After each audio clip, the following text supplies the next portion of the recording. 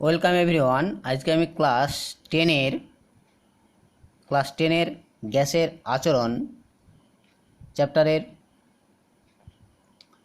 একটা ভিডিও তোমাদের কাছে শেয়ার করছি। তো আগের দিন আমি গ্যাসের আচরণ সম্বন্ধে ফার্স্ট কিছু দেখিয়েছি, পরবর্তী অংশ আলোচনা করছি। তো তার আগে সবাইকে তোমাদের বলছি অবশ্যই আমার এই ভিডিওটা সম্পূর্ণভাবে দেখবে এবং তার সাথে অবশ্যই সাবস্ক্রাইব করবে এবং অনেক শেয়ার করবে। আচ্ছা, চলো দেখি পরবর্তী অংশে কি আছে। পরবর্তী হচ্ছে চার্লসের সূত্র।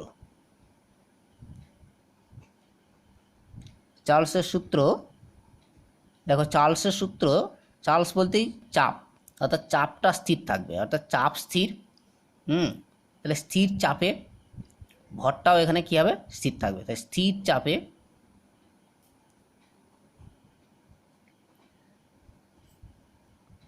নির্দিষ্ট ভরের কোনো গ্যাসের আয়তন 0 ডিগ্রি সেন্টিগ্রেড উষ্ণতার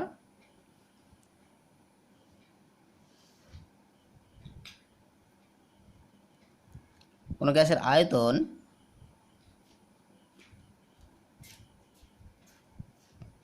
প্রতি 1 ডিগ্রি সেন্টিগ্রেড উষ্ণতা বৃদ্ধি বা হ্রাস করলে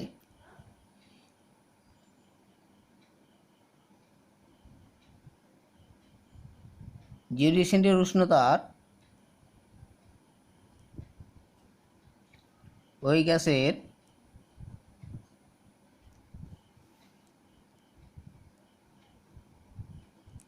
আয়তনের 1/273 অংশ বৃদ্ধি বা হ্রাস পায়।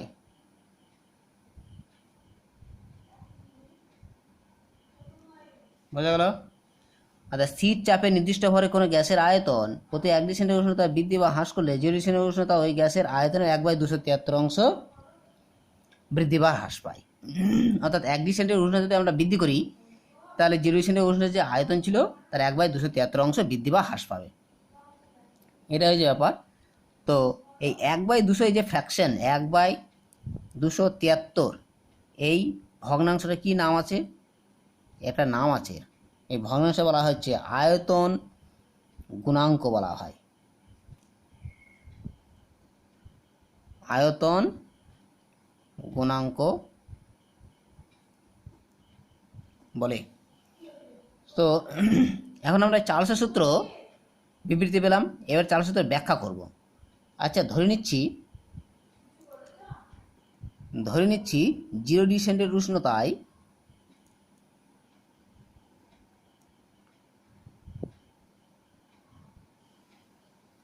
কোনো নির্দিষ্ট ভরের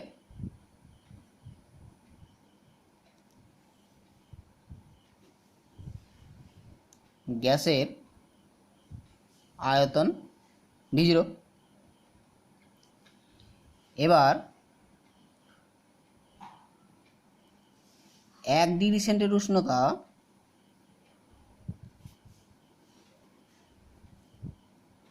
বৃদ্ধি করলে আয়তন হবে V1। তাহলে সেক্ষেত্রে V1 ইকুয়াল টু কী হচ্ছে, আগের যে আয়তন ছিল 0 ডিগ্রি সেন্টিগ্রেড উষ্ণতা আয়তন, সেই আয়তন প্লাস এই আয়তনের 273 অংশ এটা বৃদ্ধি পাবে। দ্যাট ইজ V0টা কমন নিলে কী পাচ্ছে, 1 + 1/273। এর একইরকমভাবে T ডিগ্রি সেন্টিগ্রেড উষ্ণতা যদি কেউ আয়তন VT হয়, তাহলে আমরা লিখতে পারি V0 ইকুয়াল টু 1 + T/273। ওকে, এবার যদি কি 1 ডিগ্রি সেন্টিগ্রেড উষ্ণতা হ্রাস পায়, তাহলে V(-1) that is equal two V0 - V0 into 1/273। এখান থেকে যদি কি V0টা কমন নেই, তাহলে থাকছে 1 - 1/273। তার মানে কি থাকলো, V-1। একইরকমভাবে তুমি V-T লিখতে পারি, তখন কি হচ্ছে V0 ইন্টু 1 - T/273। এটা হচ্ছে অর্থাৎ V plus minus T that is equal two V zero into লিখতে হচ্ছে 1 + -t/273। এটাই চার্লসের সূত্র ব্যাখ্যা। এখন চার্লসের সূত্রে আমরা একটা লেখচিত্র অঙ্কন করব ভি আর টি। ভির সাথে কি আছে, ক্যাপিটাল ভির সাথে স্মল টি লেখচিত্র। সেটা কি হচ্ছে লেখচিত্র এরকম, দেখো দেখাচ্ছি। এখানে হচ্ছে অরিজিন, এই অক্ষ বরাবর হচ্ছে ভি আর এই অক্ষ বরাবর হচ্ছে স্মল টি। এটা ডিগ্রি সেন্টিগ্রেডে, স্মল টি বলতে এখানে ডিগ্রি সেন্টিগ্রেড সেলসিয়াস স্কেলে। তাহলে এখানে লেখচিত্রটা কীরকম হবে, এইখানে ডট ডট করে উষ্ণতা কমতে কমতে এইদিকে হচ্ছে ধরো -273 ডিগ্রি সেন্টিগ্রেড।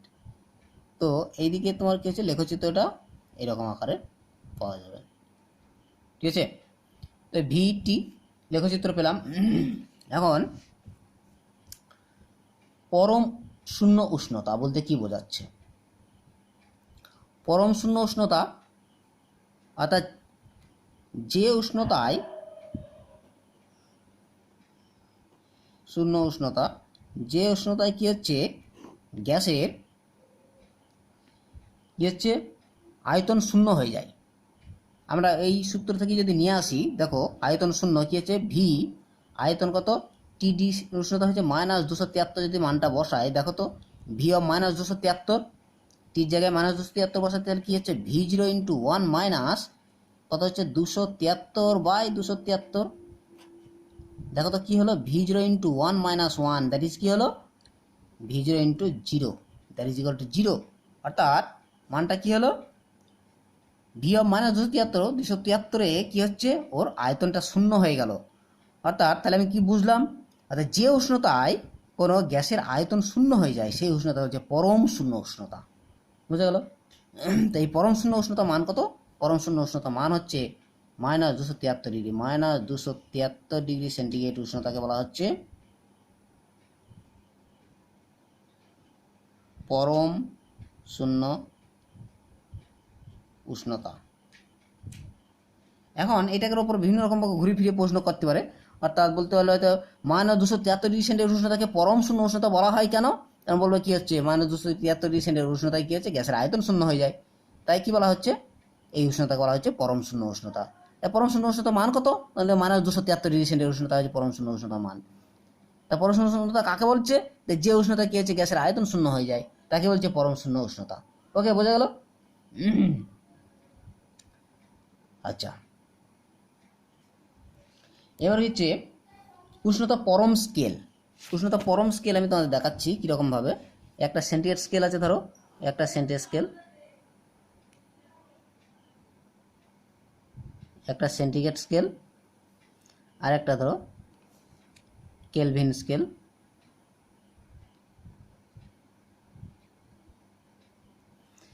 তো এই সেন্টিগ্রেড স্কেলে ধরো এখানে কি হচ্ছে, সেন্টিগ্রেড স্কেল হচ্ছে এখানে হচ্ছে 0 ডিগ্রি সেন্টিগ্রেড, এটা কমতে কমতে নিচের দিকে আছে -273 ডিগ্রি সেন্টিগ্রেড, উপরে ডট ডট করতে করতে এখানে 100 ডিগ্রি সেন্টিগ্রেড। এদিকে কেলভিন স্কেল এই 0 ডিগ্রি, এটা -273 ডিগ্রি কেলভিন, এটাকে 0 কেলভিন ধরে নিয়ে ওর দিকে হচ্ছে 100 ডিগ্রি হচ্ছে 373 কেলভিন। অর্থাৎ কি পেলাম, -273 ডিগ্রি সেন্টিগ্রেড উষ্ণতাকে 0 কেলভিনের সমান করে প্রতি 1 ডিগ্রি সেন্টিগ্রেডের সমান করে প্রতি 1 ডিগ্রি সেন্টিগ্রেডকে 1 কেলভিনের সমান করে যে স্কেলটা তৈরি করা হচ্ছে তাকে বলছে পরম উষ্ণতা পরম স্কেল। বোঝা গেল উষ্ণতা পরম স্কেলের মান? আবার বলছি দেখো, -273 ডিগ্রি সেন্টিগ্রেড উষ্ণতাকে আমি যদি লিখি দিই এখানে, দেখো নোট তৈরি করবো তোমরা, পরম উষ্ণতা পরম স্কেল।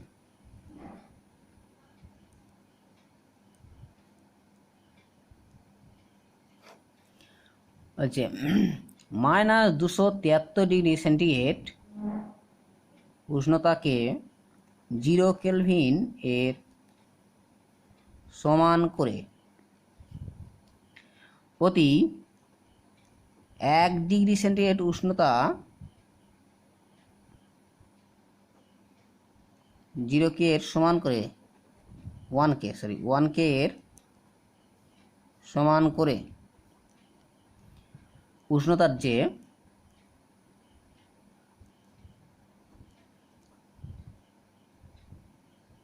স্কেল তৈরি করা হয় তাকে উষ্ণতার পরম স্কেল বলে।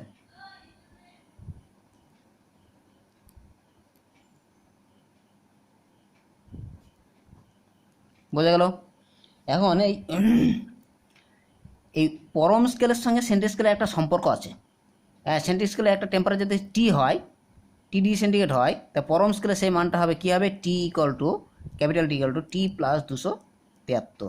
হ্যাঁ, একটা এক্সাম্পল দিচ্ছি। 10 ডিগ্রি সেন্টিগ্রেড উষ্ণতা ইকুয়াল টু কত কেলভিন যদি আমি লিখি, হ্যাঁ, তাহলে আমি লিখতে পারি টি ইকুয়াল টু 10 প্লাস 270 সমান হচ্ছে কত, এত কেলভিন লিখতে পারি, কে, দ্যাট ইজ হচ্ছে 283 কেলভিন। বোঝা গেল? 283 কেলভিন, 283 কেলভিন। তো তাহলে উষ্ণতা পরম স্কেলের সাথে কি হচ্ছে, সেন্টিগ্রেড স্কেলের সম্পর্কটা পেলাম, দ্যাট ইজ হচ্ছে সম্পর্ক টি ইকুয়াল টু টি প্লাস 273। এখন এই পরম শূন্য উষ্ণতা মান ফারেনহাইট স্কেলে কত হবে? আমরা C/5 ইকুয়াল টু নিচু ক্লাসে জেনেছি F-32/9, C/5 equal to F-32/9, অর্থাৎ সেন্টিগ্রেড স্কেলের সঙ্গে ফারেনহাইট স্কেলের একটা সম্পর্ক।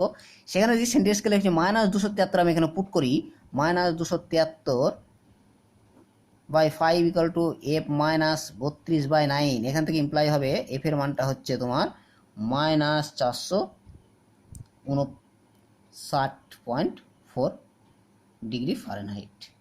বোঝা গেল? তাহলে ফারেনহাইট স্কেলে কী হচ্ছে, পরম শূন্য উষ্ণতার যে মান, পরম শূন্য উষ্ণতা মান ফারেনহাইট স্কেলে হচ্ছে -459.4 ডিগ্রি ফারেনহাইট। এখন এই পরম শূন্য উষ্ণতার মাধ্যমে আমরা ওই যে মানটা পেলাম টি প্লাস 2, আমরা কী পেয়েছিলাম ওখানে চার্লস সূত্রতে, দেখো ভিটি ইকুয়াল টু পেয়েছিলাম V0 into 1 plus T by 273, এটা পেয়েছিলাম রিলেশন চার্লস সূত্র থেকে। এখন এখানে দেখো তো V0 ইন্টু এটা যদি লসাগু করি তাহলে কী হচ্ছে, 273 প্লাস টি বাই 273। এখন কি পাচ্ছে, এইটা মান হচ্ছে টি, তাহলে V0 into capital T by 273, তাই তো, that is VT equal to this, এটা পেলাম। তাহলে আমি কি দেখতে পাচ্ছি, ভির সাথে টি, ক্যাপিটাল টি এর একটা সম্পর্ক, এখানে V0টাও কনস্ট্যান্ট, 273টাও কনস্ট্যান্ট, তার মানে আমি লিখতে পাচ্ছি ভি ভ্যারিজ টি। হ্যাঁ, অর্থাৎ চার্লস সূত্র থেকে আমরা কী পেলাম, ভি ভ্যারিজ টি, অর্থাৎ আয়তনটা পরম শূন্য উষ্ণতার সঙ্গে সমানুপাতিক, পরম স্কেলের উষ্ণতার সঙ্গে সমানুপাতিক, অর্থাৎ কেলভিন স্কেলের সঙ্গে সমানুপাতিক। ঠিক আছে, ভি ভ্যারিজ টি, যেখানে V0 সমান ধ্রুবক আর 1/273 এটাও তো ধ্রুবক। ঠিক আছে, এখন পরবর্তী দেখো, এটা হচ্ছে চার্লস সূত্রের বিকল্প রূপ, অর্থাৎ আয়তনটা কি হচ্ছে, পরম শূন্য উষ্ণতা যে কোনো গ্যাসের আয়তন স্থির চাপে নির্দিষ্ট ভরে কোনো গ্যাসের আয়তন গ্যাসটি পরম উষ্ণতার সমানুপাতিক, এটা লিখতে পারি, মানে স্থির চাপে নির্দিষ্ট ভরের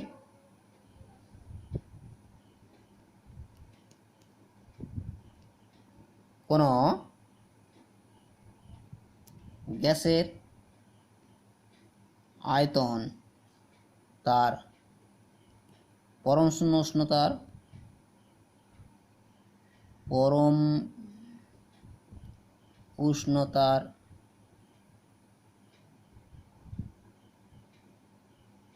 সমানুপাতিক। বোঝা গেল? এখন লক্ষ্য করো যে ভির সাথে আমি আগে একটা দেখালাম, ভির সাথে স্মল টি, একটা গ্রাফ দেখেছিলাম। এবার ভির সাথে ক্যাপিটাল টি লেখচিত্র, ভির সাথে ক্যাপিটাল টি, ঠিক আছে। সেক্ষেত্রে স্মল টি যেহেতু দেখেছিলাম স্মল টি ক্ষেত্রে কী হচ্ছে, ওখানে টির সাথে একটা রিলেশন এখানে ছিল, টি ইকুয়াল টু টি প্লাস 273, হ্যাঁ, সেক্ষেত্রে মাইনাস 273 এখান থেকে শুরু হয়েছিল। এখান থেকে কী হচ্ছে, আমরা ভির সঙ্গে ক্যাপিটাল টি যখন নেব, এদের টি তখন অরিজিন মূলবিন্দু, অর্থাৎ ভির সঙ্গে কি আমরা ক্যাপিটাল টি কী সমানুপাতিক সম্পর্ক জানি, সমানুপাতিক সম্পর্ক হলেই কী হচ্ছে, সেটা এই মূলবিন্দুকে আমি একটা সরলরেখা পাওয়া যাবে। ঠিক আছে, এটা লেখচিত্র। নেক্সট দেখো, এর সম্পর্কিত কতগুলো অঙ্ক যদি আমরা করি, চার্লসের সূত্রের অঙ্ক। দেখো একটা অঙ্ক তোমাদের আমি দেখাচ্ছি। হচ্ছে একটা একটি কাঁচের পাত্রে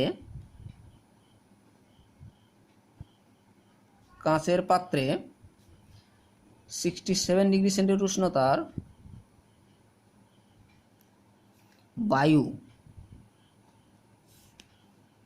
বায়ু আছে। চাপ অপরিবর্তিত রেখে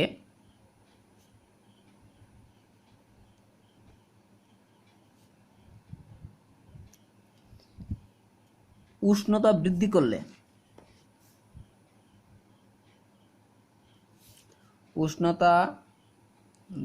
করলে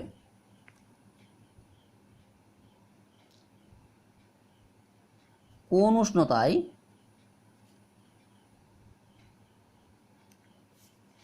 1/3 অংশ বাতাস বেরিয়ে যাবে।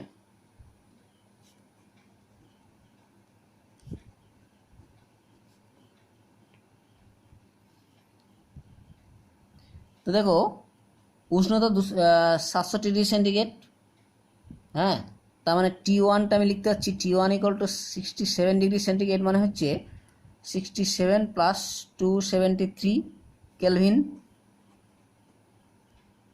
তার মানে কত দাঁড়ালো এখানে, ইকুয়াল টু 340 কেলভিন। এখন প্রাথমিক আয়তন এখানে V1 যদি আমি কি ভি ধরি, তাহলে অন্তিম আয়তন V2টা কত হবে? V2টা বলছে এইখানে দেখো 1/3 অংশ বাতাস বেরিয়ে যাবে, 1/3 অংশ বাতাস বেরিয়ে যাবে। তার মানে কি হচ্ছে, 1/3 অংশ তার সঙ্গে টোটাল আয়তনটা থাকছে, তাই না? V2 ইকুয়াল টু এখানে ভি প্লাস V/3 এত অংশ থাকছে, অর্থাৎ 4/3 ভি। বোঝা গেল? এখন আমরা চার্লসের সূত্র থেকে কী জানি, ভি ভ্যারিস টি, সেটাকে আমরা অঙ্কের নিয়মে যদি আরেকবার লিখে দিই, আমি ওখানে অঙ্কের নিয়মে যখন অঙ্ক করব, ঠিক আছে, ভি ভ্যারিস টি, তার মানে এখান থেকে লিখতে পারি V/T সমান হচ্ছে ধ্রুবক। হ্যাঁ, অঙ্ক করার ক্ষেত্রে যেটা আমরা লিখবো, এখানে পাশে লিখে দিচ্ছি ফর্মুলাটা। অঙ্ক করার ক্ষেত্রে যেটা ফর্মুলাটা এখান থেকে আছে, V1/T1 ইকুয়াল টু V2/T2। এটা হচ্ছে চার্লসের সূত্রে অঙ্ক করার জন্য। ঠিক আছে, অর্থাৎ এই যে V/T আমরা দেখতে পেলাম, V/T সমান হচ্ছে constant, V1/T1 equal to V2/T2। এই ফর্মুলায় যদি আমরা মানটা বসিয়ে দিই, এখানে দেখো এখানে কি পাচ্ছি, V1/T1 ইকুয়াল টু V2/T2। এখান থেকে বসালে কি হচ্ছে, V1 বলতে ভি ধরা আছে, T1 বলতে 340 ইকুয়াল টু এখানে হচ্ছে 4V, V2 মানে 4V দেখতে পেয়েছি, এখানে T2টা বের করতে হবে। এখানে বসে ভিভিটা কাটলো, তার মানে T2 ইকুয়াল টু তাহলে কত হচ্ছে, 4 × 340 কেলভিন। তার মানে হচ্ছে এত কেলভিন, তার মানে 0.6 এত কেলভিন হয়ে গেল। বুঝা গেল? সরি, এখানে একটা 3 ছিল, এখানে একটা 3 থাকবে, ঠিক আছে, তার মানে /3, এখানে একটা /3 করলে কত হচ্ছে, 453.3 কেলভিন।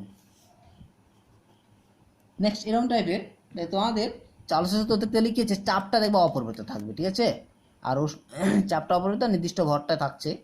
হ্যাঁ, তাহলে এখানকার কি হচ্ছে, ধ্রুবকটা হচ্ছে চাপ এবং ধ্রুবকটা কি হলো, ধ্রুবক কি চার্লসের সূত্রের, এক নম্বর হচ্ছে চাপ আর 2 নম্বর হচ্ছে ভর। ঠিক আছে, এখন এরকম টাইপের অঙ্ক তোমরা নিজেরা করবে। তো আমি পরবর্তী হচ্ছে চার্লস বয়েলের সূত্রের সমন্বয়,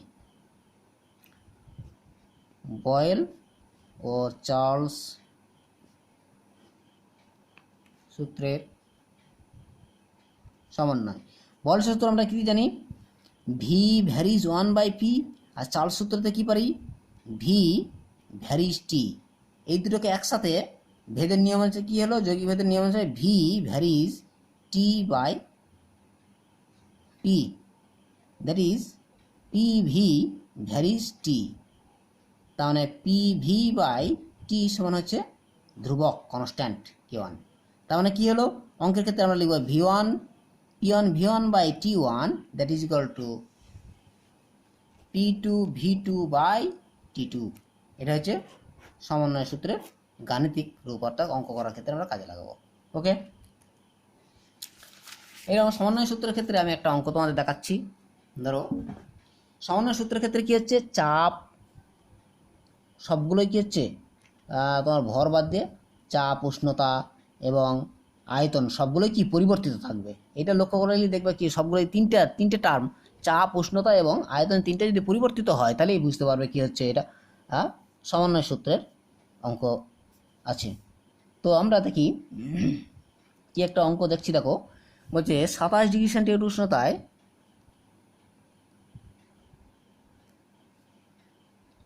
উষ্ণতা ও 75 সেন্টিমিটার পারস্তম্ভের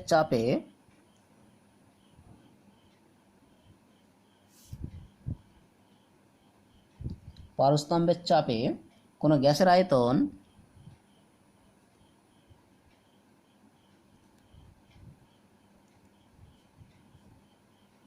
V1 এবং 17 ডিগ্রি সেন্টিগ্রেড উষ্ণতায় ও 70 সেন্টিমিটার পারস্তম্ভের চাপে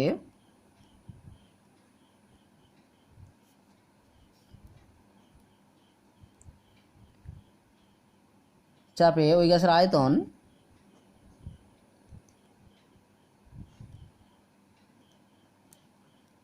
V2 হলে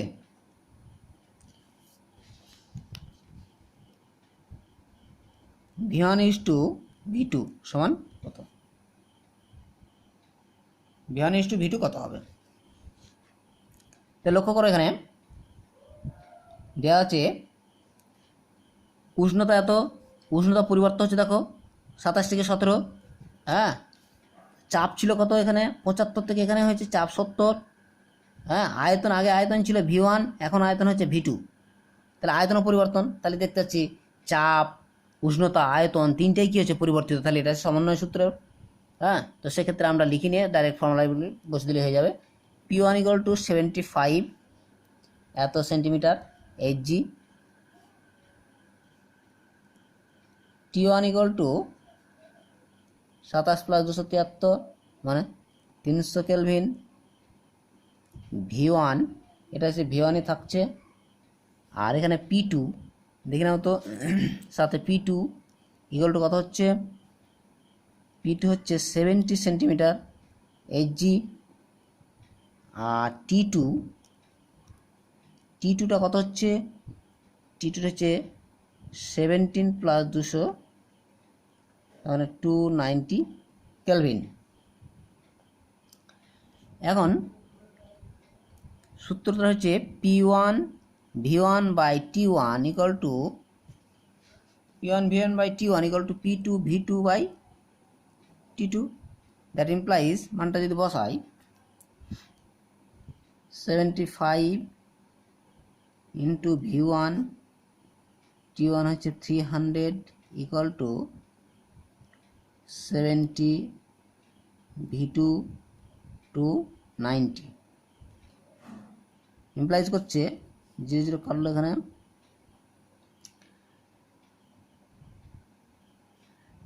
এখানে এটা যদি আমি কাটি 5 6 হয়ে গেল, এখানে হচ্ছে 25, 5 দিয়ে এখানে 5 হয়ে যাচ্ছে 14, তাহলে 5 v1 by 6 equal to 14 v2 by 29, that is v1 by v2 equal to কত হচ্ছে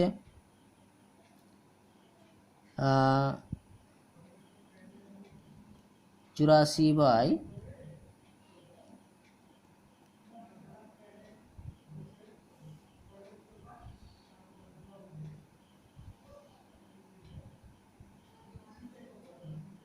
কত হলো, এখানে হচ্ছে কোথায় মিস্টেক হয়েছে কিনা তো আর একবার দেখে নিচ্ছি।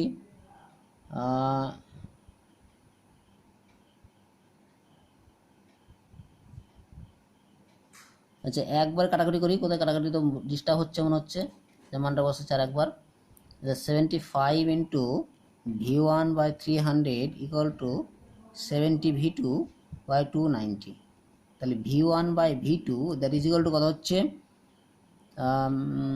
70 ইন্টু 300 বাই 75 ইন্টু 290, এখানে 0 0 গেল, এখানে যদি আমি কাটি 14, এটা 15 হবে, সরি এখানে 15 এটা 2 হয়ে গেল, তার মানে হচ্ছে 28 by 29 v1 by v2, v1 is to v2 that is equal to 28 is to 29. Okay,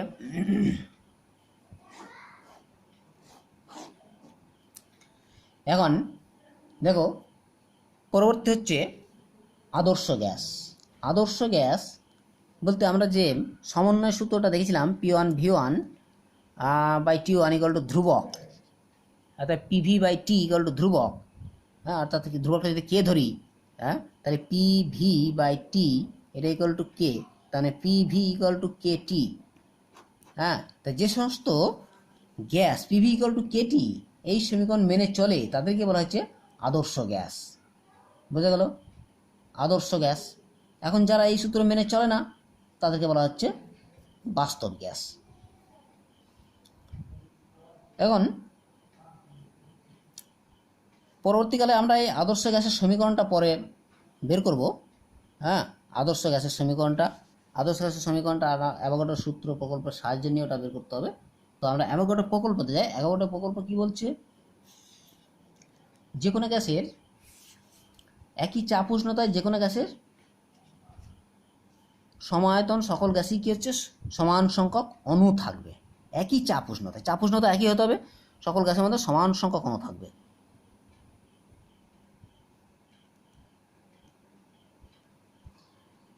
Avogadro প্রকল্প,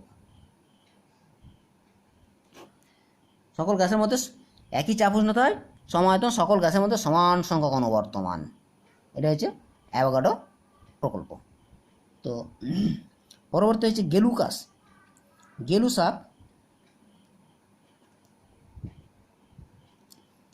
গ্যাস আয়তন সূত্র।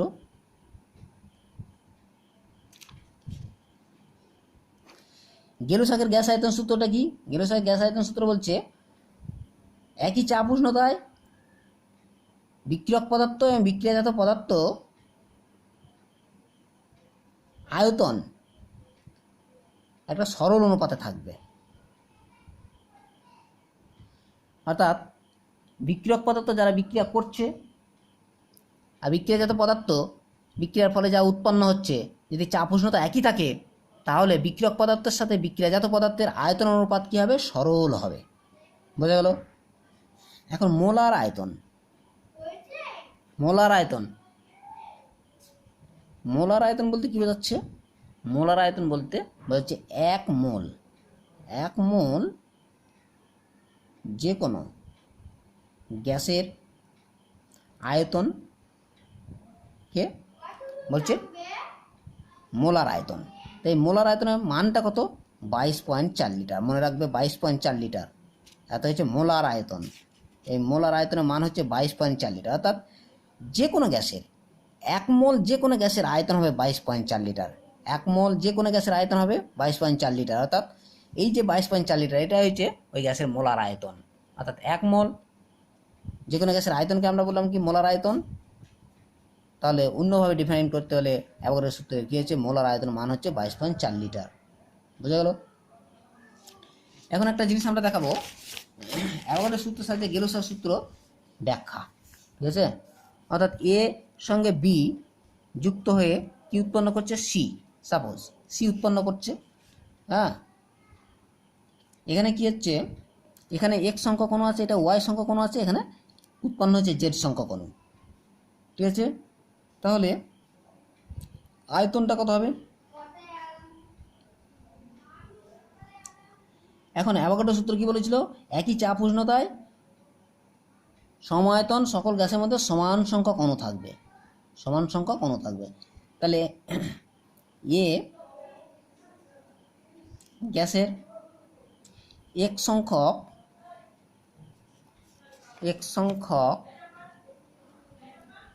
অণুর আয়তন কত হবে? আয়তন হচ্ছে Vx/n। ঠিক আছে, এখানে তোমার হচ্ছে একই চাপ উষ্ণতায় যে এ বি সি তিনটা, এ বি দুটো গ্যাস যুক্ত হয়ে সি গ্যাস উৎপন্ন করছে। তাহলে এদের আয়তনটা কি হচ্ছে, ভি। বিক্রিয়াজাত পদার্থের আয়তনটাও কি হচ্ছে, সমান সংখ্যক অণু থাকবে, সেখানে অণুর সংখ্যা হচ্ছে এন। এর আয়তন ভি, এবং এর আয়তন ভি। এর মধ্যে অণু সংখ্যায় কি হচ্ছে, এন সংখ্যক, এর সাথে অণু সংখ্যা এর সংখ্যক, এর সংখ্যা অণু সংখ্যা হচ্ছে এন সংখ্যক অণু থাকবে। তাহলে এখানে যে এক সংখ্যক অণু, এর এক সংখ্যক অণু, সেই এক সংখ্যক অণুর আয়তন কত হচ্ছে, Vx/n, তাই তো?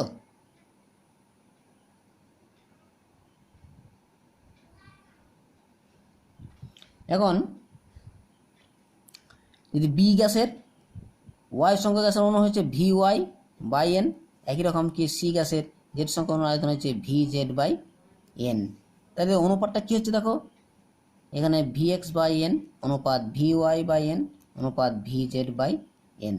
তার মানে এমপ্লাই করছে এখান থেকে কি হবে, এক্স অনুপাত ওয়াই অনুপাত জেড, অর্থাৎ এদের আয়তন অনুপাত হবে কি হচ্ছে, x/y/z। বোঝা গেল? এটাই হচ্ছে গ্যাস আয়তন, হচ্ছে গেলোসাকের গ্যাস আয়তন সূত্র। অর্থাৎ বিক্রিয়ক পদার্থ, বিক্রিয়াজাত পদার্থ আয়তন অনুপাত কী হবে, একটা সরল অনুপাতে থাকবে একই চাপ উষ্ণতায়। ঠিক আছে, তো তোমাদের আজকে আরেকটা মেন ইম্পর্টেন্ট জিনিস দেখিয়ে আমি ভিডিও এখানে শেষ করবো। তাহলে মেন ইম্পর্টেন্ট জিনিস হচ্ছে কি, অ্যাভোগাড্রো সূত্রের অনুসিদ্ধান্ত কি। অনুসিদ্ধান্ত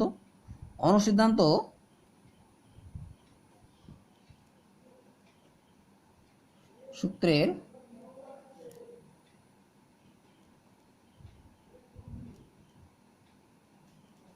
অনুসিদ্ধান্ত, তো অনুসিদ্ধান্ত কি হচ্ছে, এক নম্বর কি, আণবিক গুরুত্ব বাষ্প ঘনত্বের দ্বিগুণ হয়।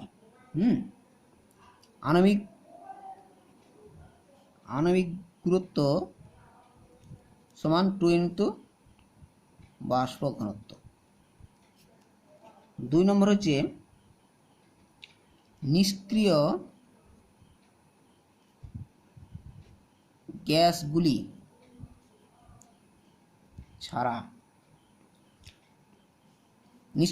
ছাড়া বাকি মৌলিক গ্যাসগুলির অণু সাধারণত দ্বিপারমাণবিক।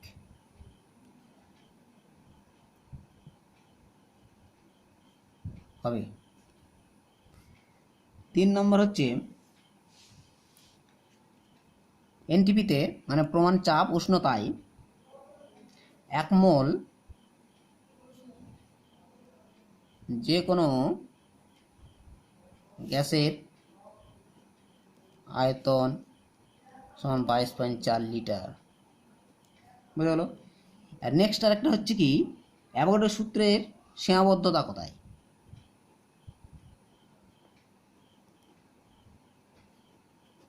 সূত্রের সীমাবদ্ধতা। তো অ্যাভোগাড্রো সূত্রের সীমাবদ্ধতা এখানে ধরো যেটা হচ্ছে অ্যাভোগাড্রো সূত্র শুধুমাত্র গ্যাসের ক্ষেত্রে মানে কি এখানে প্রদত্ত বা প্রযোজ্য, কিন্তু কঠিন বা তরলের ক্ষেত্রে প্রযোজ্য নয়। এটা কঠিন অ্যাভোগাড্রো সূত্র কঠিন বা তরলের ক্ষেত্রে প্রযোজ্য নয়। হয়ে গেল। এবার আমি আদর্শ গ্যাসের সমীকরণটা এখানে তোমাদের দেখে দিচ্ছি। দেখো লাস্ট এটাই আদর্শ গ্যাসের সমীকরণ। এর আমরা জানি বয়লের সূত্রে ভি ভ্যারিজ 1/p, তাই তো। চার্লস সূত্রে ভি ভ্যারিজ টি। আর অ্যাভোগাড্রো সূত্র কি পেলাম এখানে ভি ভ্যারিজ এন। তার মানে কি পেলাম V varies N T by P. তার মানে P V varies N T. তার মানে পি ভি এটা ইকুয়াল টু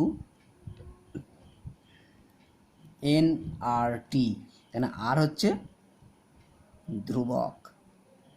এই ধ্রুবককে বলে সার্বজনীন ধ্রুবক বলা হয়, সার্বজনীন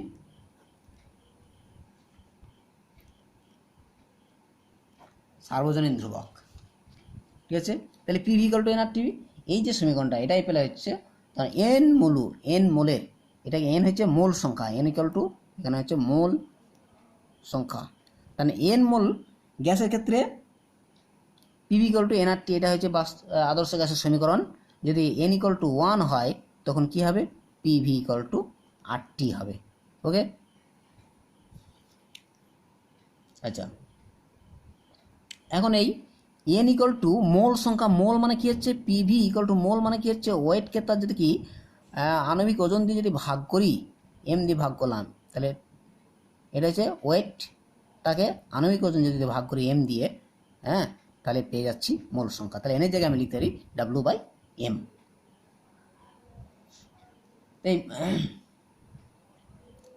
এখন এই এনের ইয়েটা কি হবে,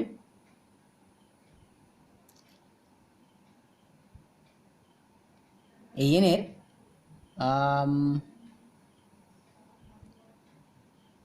তোমার কি বললাম এন ইকুয়াল টু আমি লিখতে পাচ্ছি W/m।